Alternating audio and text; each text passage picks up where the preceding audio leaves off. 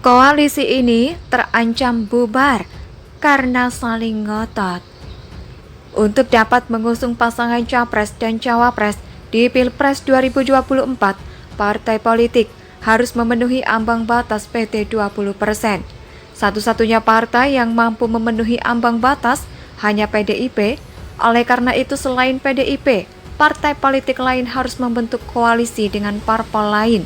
Partai Nasdem, Partai Demokrat, dan PKS merupakan tiga partai yang sudah cukup lama melakukan pendekatan agar bisa berkoalisi.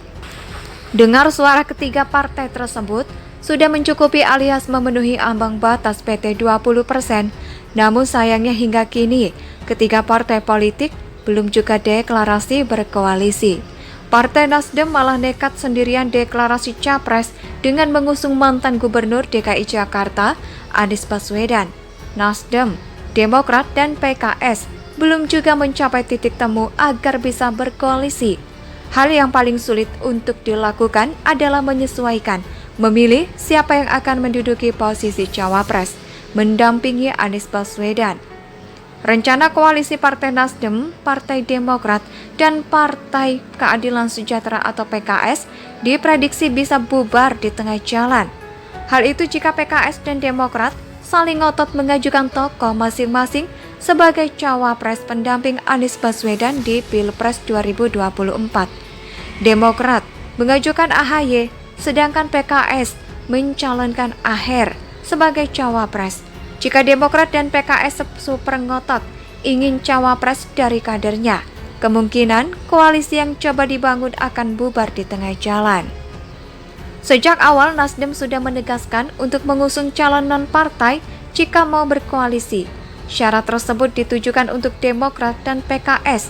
Ajukan AHY dan AHER oleh Demokrat dan PKS sebagai bargaining position atau posisi tawar. Karena kedua parpol ini cukup memiliki kekuatan di kancah politik nasional, bisa jadi kedua parpol ini juga membuka pintu koalisi dengan parpol lain jika platform yang dibangun sama.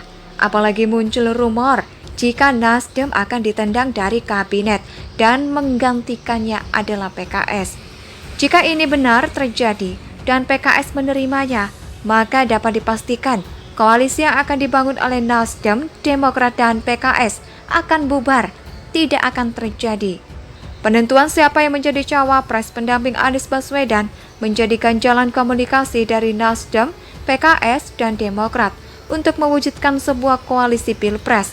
Solusi perebutan cawapres ini adalah mengambil bakal cawapres dari luar partai, supaya di antara partai Nasdem, Demokrat, dan PKS tidak terjadi kecemburuan politik.